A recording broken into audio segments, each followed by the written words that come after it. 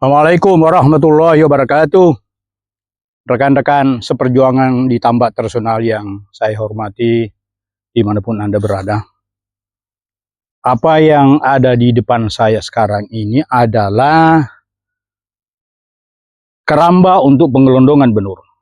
Ya, tahun 2023 yang lalu kami mencoba membuat keramba semacam ini, tetapi wadahnya dari bambu. Rupanya itu agak susah kami setelah tidak digunakan, agak susah bongkar pasang. Nah, alhamdulillah kami mencoba merancang kerangka daripada penggelondongan ini.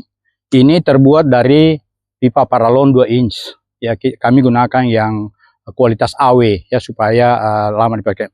Keuntungan daripada keramba ini seperti kita lihat ya, ini ukurannya ini 3 meter. Ke sana 4 meter, 3x4 ya. Nah, ini kita rancang sedemikian rupa.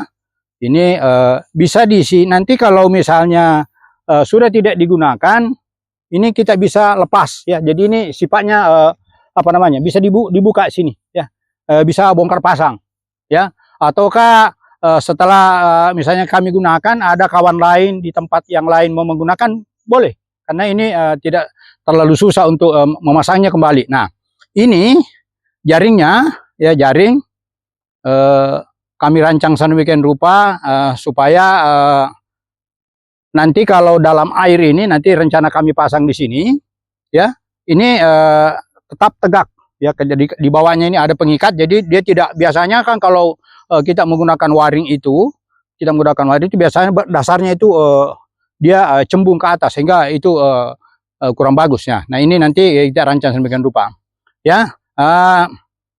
Ukuran dari keramba ini ya itu 3x4 meter, ketinggiannya 1 meter ya, 1 meter dari sini ke sini. Tetapi karena jaringnya memang kita seperti tahu bahwa hanya sekitar 90 cm, sehingga ketinggian air nanti di sini itu kira-kira 80 cm ya, paling 85 cm, sehingga volume air dalam wadah kelambu ini ya, dalam wadah jaring ini sekitar 10 kubik. Untuk sekarang ini kami akan nanti di sini kami buat turunkan di sini. Nah, ini bisa dia elastis, dia bisa bergerak naik turun. Jadi ketinggiannya kita bisa atur sedemikian rupa sehingga alat ini kita tidak khawatir dia akan kalau misalnya tiba-tiba hujan deras dia akan tenggelam, tidak. Ini akan bisa kita setel naik turun sesuai dengan ketinggian air dalam tambak. Nah, nanti kami akan jajar di sini karena kami buat semacam sebanyak 7 unit ini. Nanti dilengkapi dengan aerasi. Jadi aerasinya kami akan operasionalkan selama 24 jam ya. Kami akan nanti ada pipa di sini membantai di atasnya. Nanti di bagian atasnya ini ya, di pinggirnya ini kami akan tutup dengan jaring hitam ya. Ini untuk menghindari adanya predator ya, adanya predator.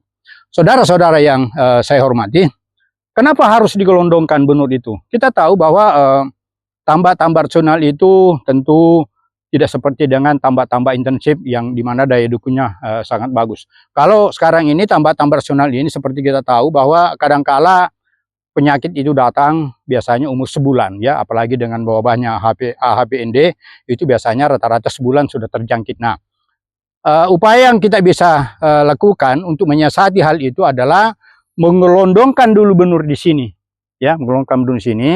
Itu tergantung kalau panamei, kalau kita rencana gelondongkan kira-kira 30 hari, biasanya kita pakai 1 ekor per liter ya. Tapi kalau misalnya umurnya bisa kita hanya misalnya 2 minggu 10 hari ya, bisa kita pakai 2-3 ekor per liter ya. Nah, tapi karena ini window, pengalaman tahun 2023 kemarin, ukurannya benur ukuran kelambunya sama, hanya kerangkanya yang berbeda. Kami isi sebanyak 6.000 ekor dan operasionalnya pakai aerasi dan kami kasih makan Artemia. Alhamdulillah waktu itu kami dapat kelangsungan hidupnya kurang lebih 90%. Ya, mudah-mudahan nanti ini juga seperti itu. Nah, kenapa benur harus digelondongkan? Ya, jadi gelondong itu idealnya sebenarnya memang sebenarnya wadah-wadah ini ditempatkan di petak tersendiri ya, bukan dalam pembesaran, karena kita tidak tahu kalau tiba-tiba misalnya ada apa-apa dalam benur yang kita gelondongkan ini. Kalau penempatan keramba ini dalam wadah pembesaran, tentu dia juga akan tiba-tiba otomatis dia terjangkit. Idealnya ini ditempatkan di petak khusus, tetapi tidak semua petambak punya petak khusus. Kadang-kadang ada cuma satu petak, makanya solusinya seperti ini. Nah, kita rawat sampai sedemikian rupa dalam ini, selama dalam wadah keramba ini. Kita kasih makan baik-baik, kita upayakan kasih makan itu kadar proteinnya kalau pakan buatan itu diharapkan tidak kurang dari 35%. Bahkan nanti di wadah ini kami akan mencoba pakan yang kadar proteinnya 46%. Meskipun itu pakan impor, tapi kami akan coba ya. Kami akan coba apakah pakan yang kadar proteinnya 46% itu bisa memang lebih bagus daripada pakan yang kandungan proteinnya lebih rendah. Ya, nah, jadi dengan menggelondongkan di sini dulu misalnya 30 hari, diharapkan nanti pindah di pembesaran itu kita pelihara misalnya 60 hari, saya kira sudah lumayan itu ukurannya. Dengan memperbaiki teknis dalam pengelondongan ini, diharapkan eser benur itu bisa lebih bagus ya.